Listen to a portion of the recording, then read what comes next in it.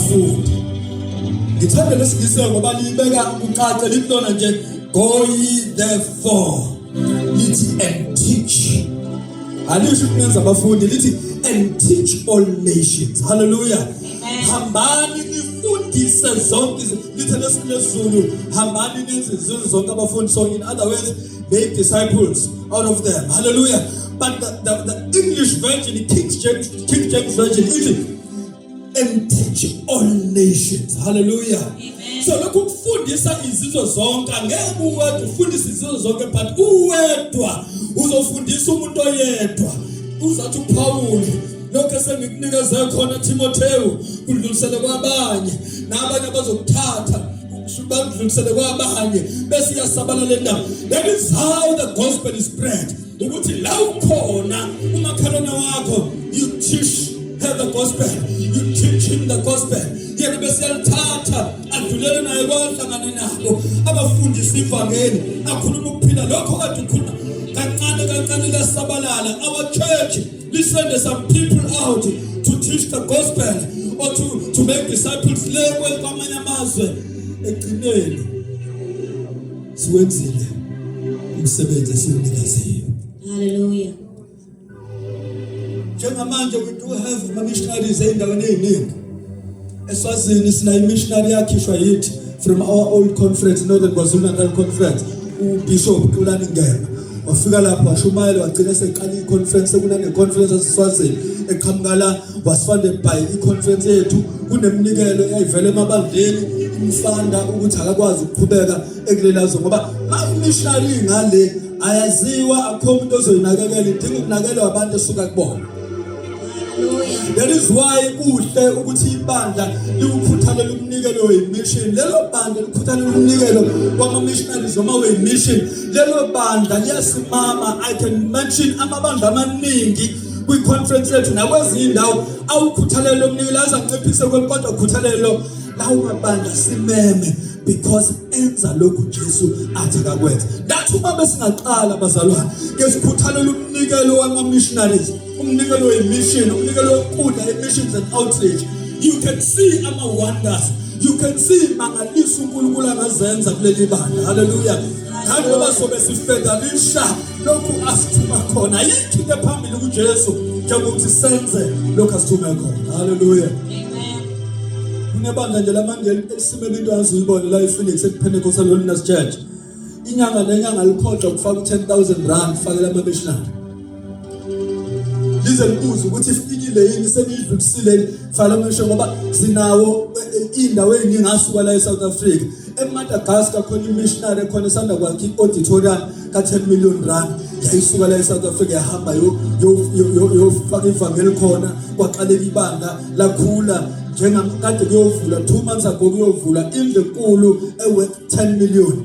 Leyo ndlu leyo yakhiwa umuntu wasuka la eSouth Africa. Hallelujah. Hallelujah. Ngenxa yokuthi sisabalalisa ivangeli. Hallelujah.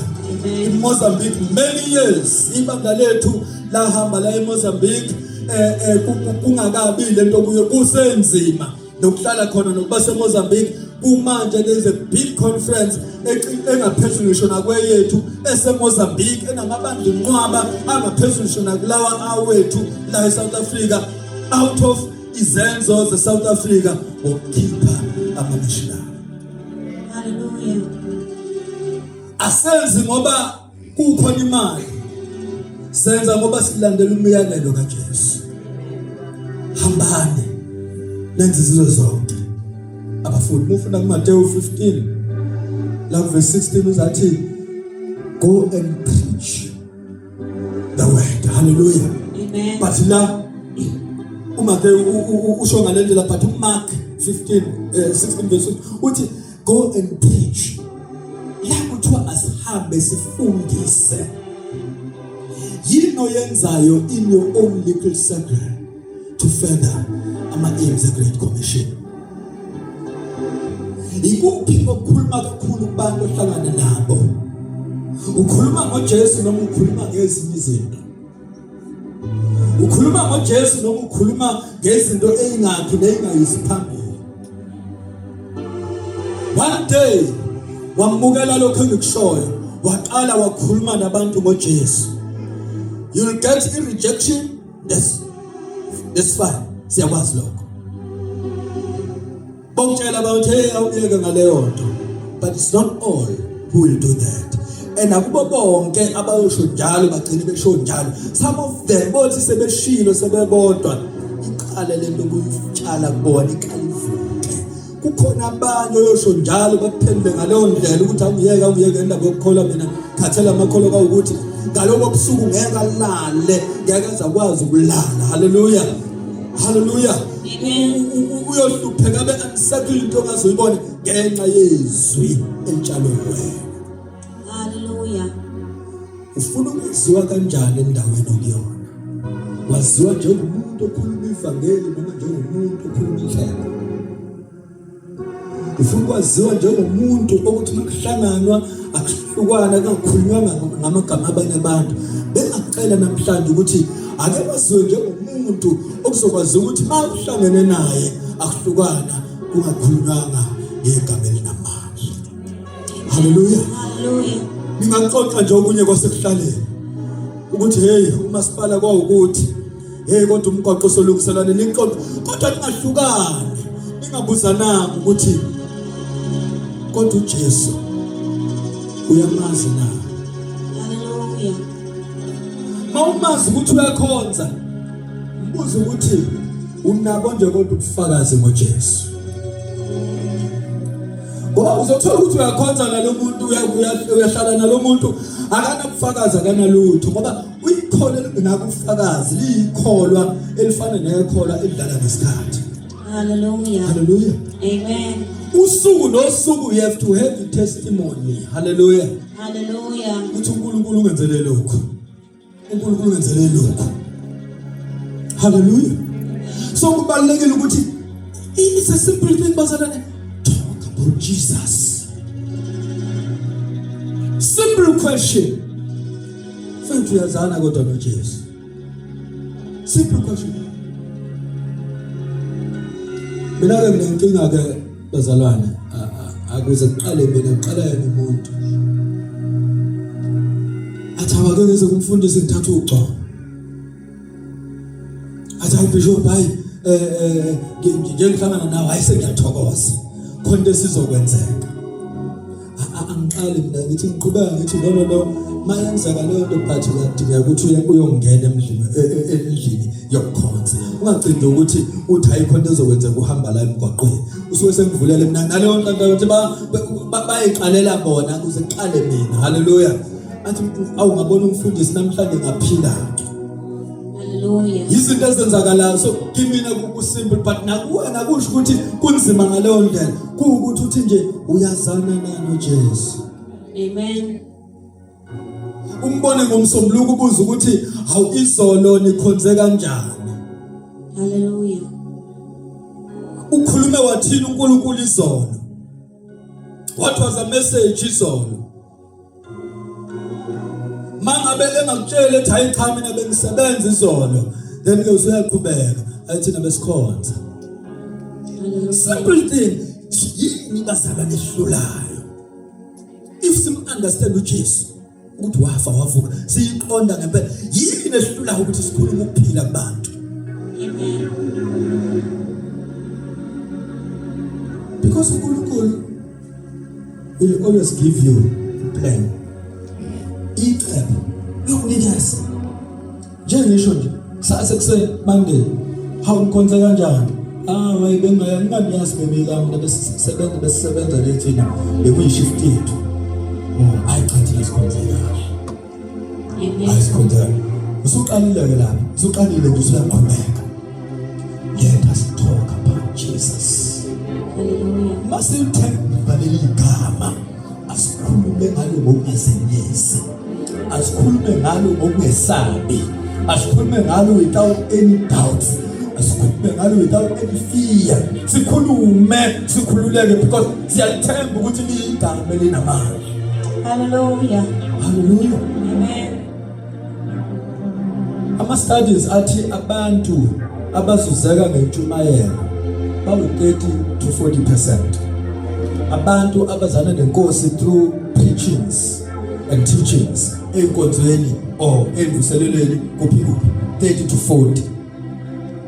Bese kuthi the rest are born through personal evangelism. Hallelujah. The rest 40 to uyala phakathi bazalwa personal, person to person, man to man evangelism. So niyabheka ke ngiyacabanga ukuthi bangakana nabantu abalahlekelwa ukufikelela enkosini because of ukuhluleka kwakho ukwenza person to person, man to man, door to door. Yes, sobathola abazongena ukuthi kushunyayele itende semncwabeni kukuphi bese enkonzweni, but kune bigger portion esilahlekelayo because we are failing to teach them or to talk to them personally. Yiqiniso esineliphikisane ngalo ukuthi umuntu uzwa kangcono when interact nomuntu relate naye nasondelene naye bebonwa other than sibaningi square. Amen. Kukhona umuntu ongakhuluma naye ugcotshwe uNkulunkulu ngempela ukhulume naye azagcine lowo muntu eze wathatha isinqumo sokuthi uyayikhetha inkosi nawe, just the two of you. That's the power of personal evangelism. So I'm saying to you namhlanje akushintshe ukwenza whoever you meet. Qiniseka ukuthi kanhlukani without teaching him or her about Jesus. Hallelujah. Part of your conversation must be about that name. Hallelujah. Amen. Ingxenye yokukhuluma kwenu akube ingxenye yalendlela oyihambayo. If ungena ama-doubts ngento yenzayo ngevangelo kulona, talk about it. Into ongayidoubt uyayikhuluma ngayo. Noyidawuthayo ukhuluma ngayo ngoba uyayingabaza. Maybe you don't talk about Jesus because you are doubting who Jesus. I'm doubting. Mtshela befundisi kuphela. That day kwangena kuwena ukuthi uJesu uyaphila, wafa, wavuka waliqoba ithuna. I'm telling you, whoever you meet, kodwa ngathi hey ufuthelwe ngeyibokolo uyokhuluma ngoJesu noma ubani ngeke nihlukane uyothi noma ezale zakhe zezwe wena ukukhuluma ezikaJesu ngoba khona lento ekungenile. Hallelujah. Ingathi umhlabeleli ngeke emoyeni wami. Isangoma masingena usibona la ngihamba kwazi ukuthi singene. Hallelujah. Usibona nangokwenza kwazi ukuthi singene. Uzona nokukhuluma kushintshe. Qale vele ugogo ngabazi athi ugogo qale ngogogo maye vele ugogo vele omkhulu usengenwe ngoba lo mkhulu uhlezi phe kwakhe ugogo uhlezi phe kwakhe ungenwe nawe akungenwe uJesu ahlale phe kwakho. Hallelujah. Uthi uhlukana nomuntu athi umuntu bengazi ukuthi ngeke ngihlukane noba ubukinga engakhulumanga ngoJesu.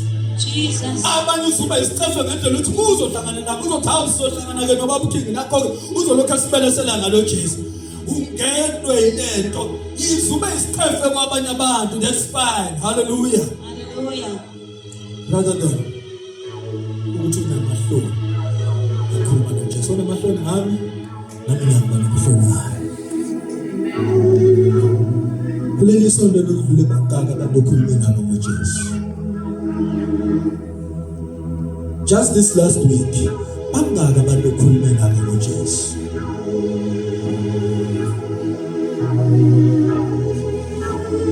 Akangishiya abantu just this last week ukungaka ukukhuluma ngoJesu.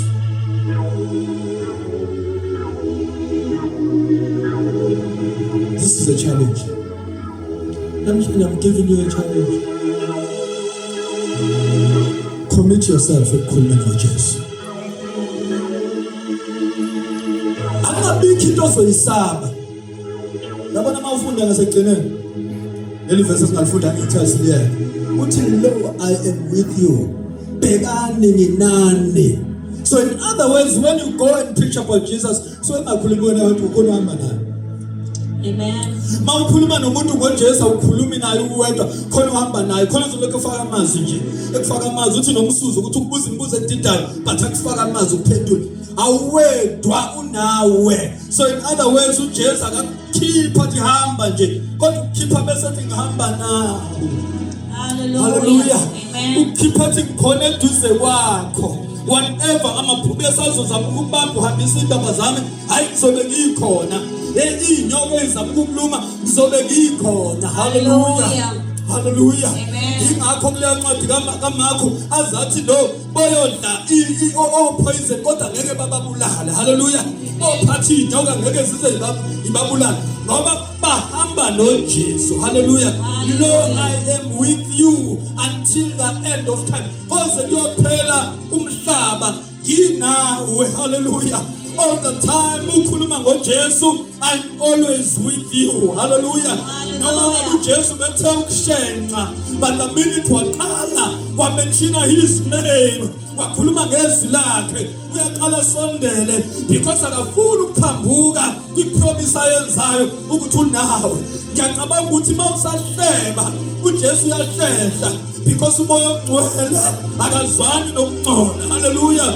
Ngoba na minute wakhuluma ukuphila umuntu wakhuluma ngoJesu wamenshina ukuphila okuyikho uJesu uyasondela abheka ukuhamba kwakho abheka amazwi akho akubone noma esekuphelela aqala kufaka amasha because uthembisile izwi lakhe. Lo I am with you. Hallelujah. Until the end of time. So awudingi kwesaba uvalo kalinasidingo okwakho is to talk about Jesus. Amen.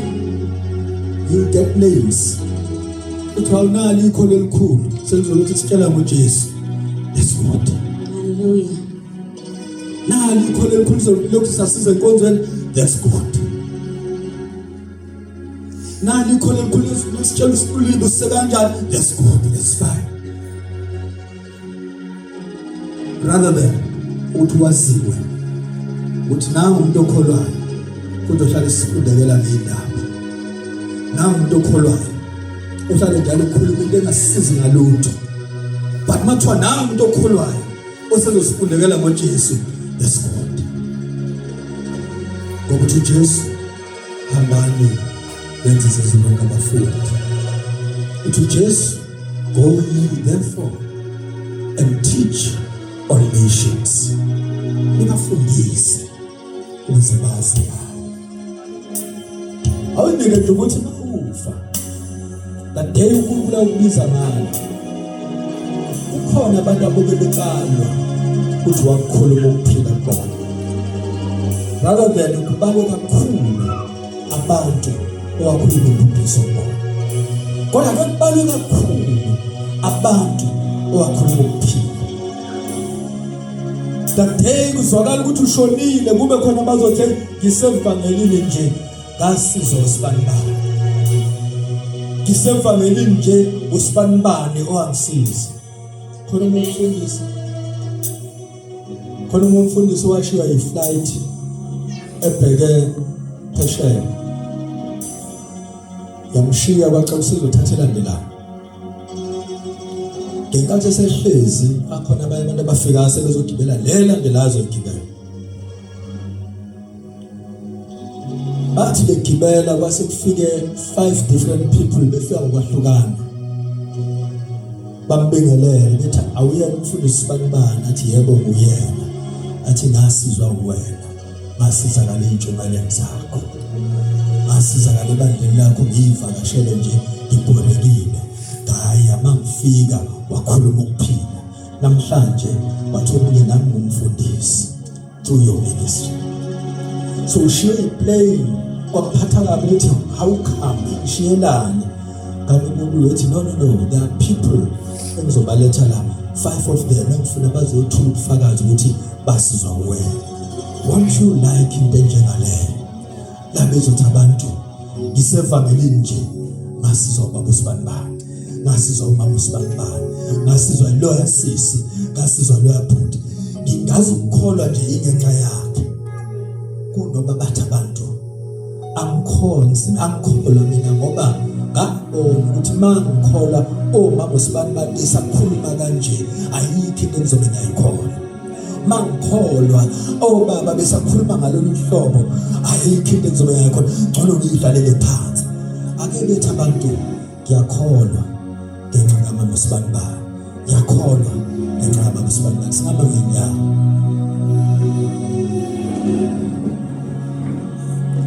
sivala mehlethu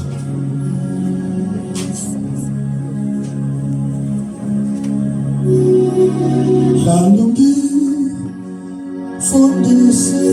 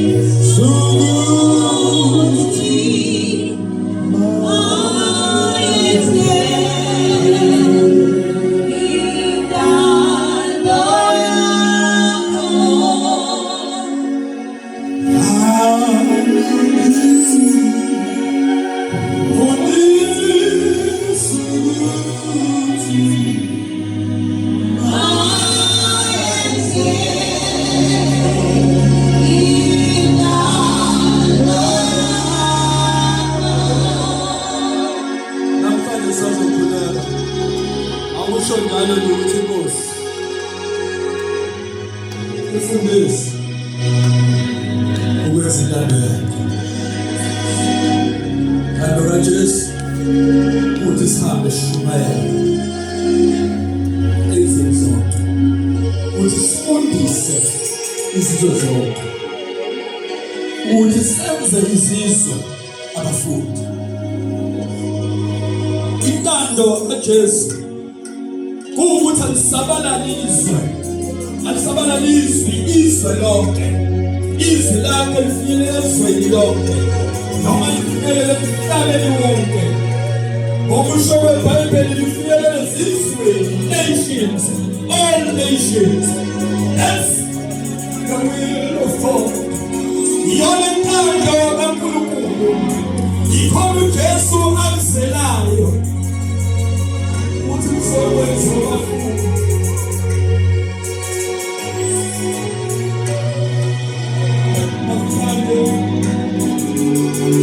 akufuni ithuba le-commitment makukhona abazalwane abathi I'm committing myself fundisi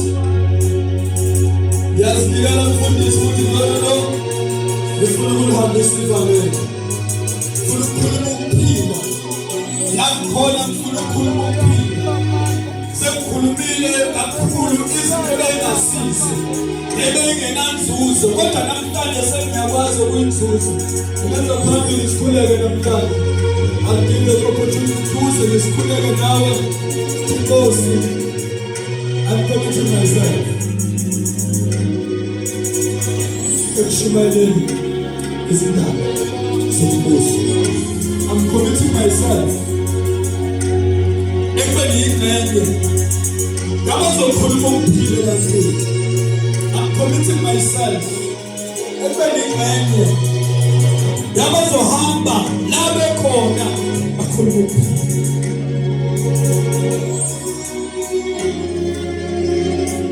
zikhona izinto bathi ngizoyishaya indiva kukhona okuningi esingakhuluma ngakho kodwa ngizoyishaya indiva I'm committing myself ukukhuluma ukuphila namhlanje ngizokhuleka ukuthi Nkosi ngisize ekutheni kungahlukani nomuntu ngingakhulumanga ngegama lakho very very simple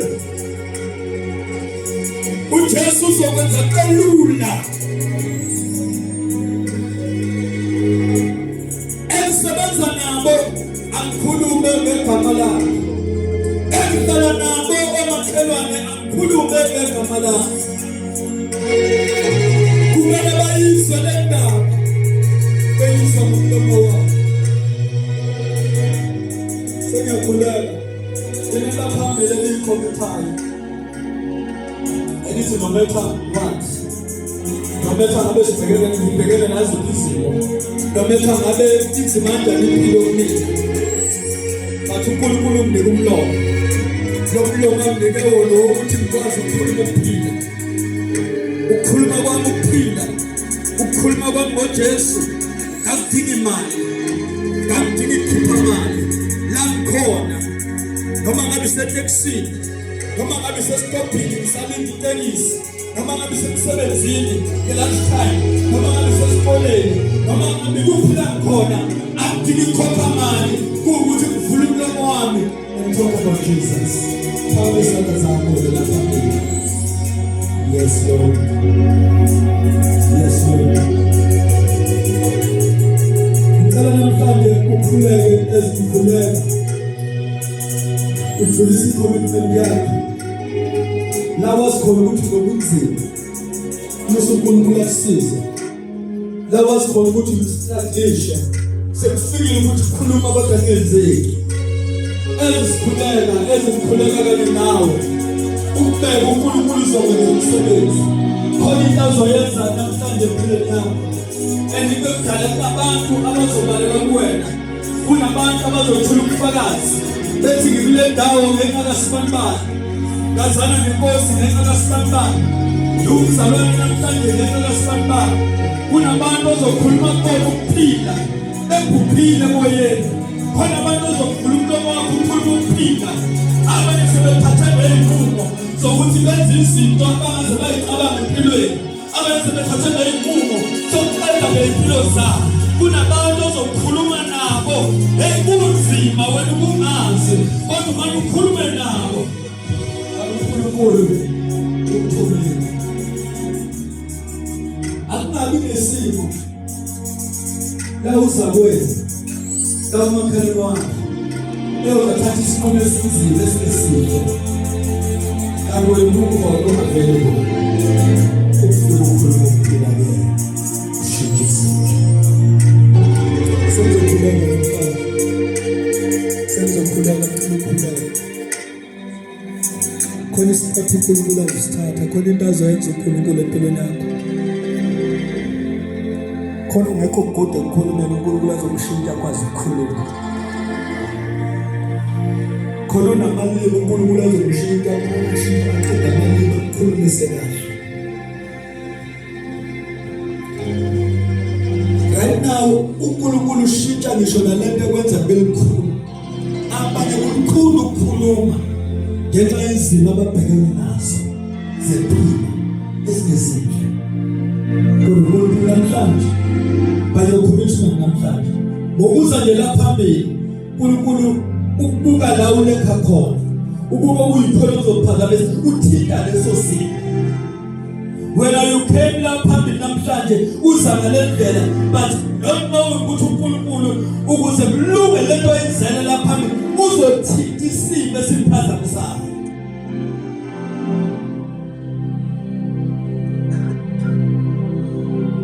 As we pray, uNkulunkulu will do just that. Kunesimo azosithinta.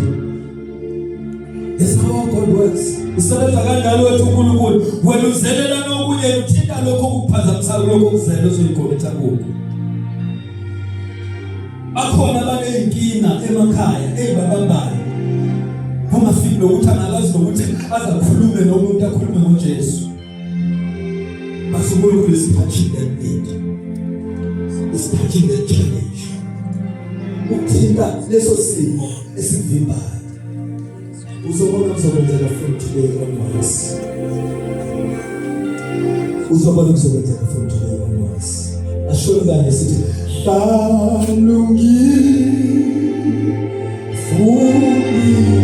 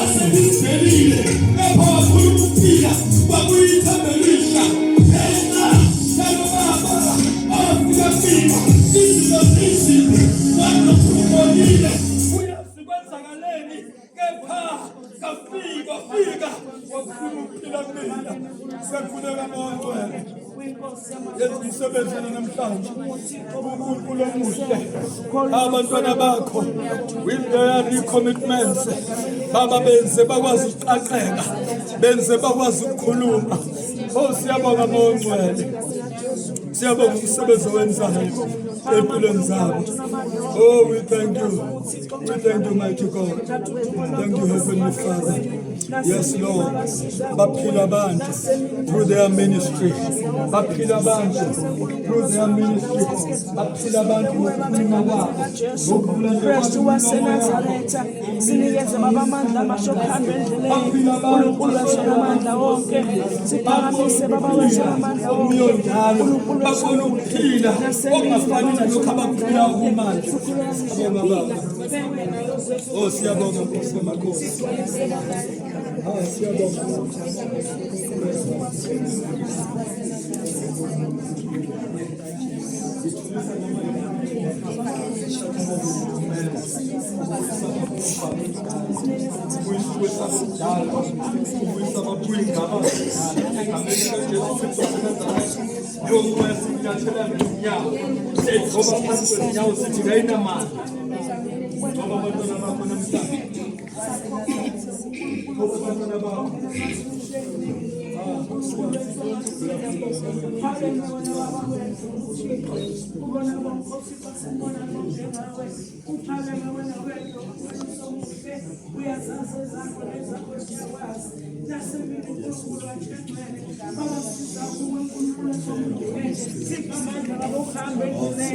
Siphamandla baba amasha okuqhubekela empilweni baba wethu namandla wonke ngegama lika Jesu Kristu waseNazaretha. Imoya yonke babengamelana nokukhonza wena baba siyehlulekise egameni lika Jesu Kristu waseNazaretha. imoya yonke baba engavimba ayinawo amandla phakathi kwey'mpilo zethu ngegama likaJesu Kristu waseNazaretha thatha udumo Nkosi bonke baba kufanele wena wethu uThixo wena wethu ongcwele wena wethu ophilayo wena wethu baba wethu baba sibheke wena baba emeni zonke baba sibhekene nazo egameni likaJesu yehla uNkulunkulu wethu ongcwele yehla baba usiveze uThixo sibonakalise uNkulunkulu wethu namandla wonke sibonakalise uNkulunkulu wethu namandla sigcine baba sihlale kuwe baba wethu omuhle sigcine baba singabatwana bakho baba singalingabazi izwi lakho egameni nesegazini likaJesu Kristu ngimelana yonke imoya baba engaphazamisa ukhonzwa kwakho wena wedwa baba bakhona oThixo bakhona emhlabeni kodwa baba simbona ngofanayo nongalinganiswa nawe asimbonanga uNkulunkulu wethu omuhle esingahlala kuye sibike kuye udaba banawo amehlo baba kodwa baboni banazo izindlela uNkulunkulu wethu ongcwele kodwa bezwa baba imilenze bahamba ngayo abahambiswa kwakho uNkulunkulu wethu ongcwele sigcine kuwe egameni nesegazini likaJesu Kristu waseNazaretha baba sikhulekela ngisho emakhaya ethu uNkulunkulu wethu ongcwele zula kuwe uNkulunkulu wethu omuhle zula kuwe egameni likaJesu Kristu waseNazaretha baba sixosha imoya baba wethu namandla wonke baba ehlasela ngisho abatwana egameni likaJesu Kristu simise baba emeni zonke zikhona simise baba usipha amandla egameni nasegazini likaJesu Kristu waseNazaretha. Thank you Jesus.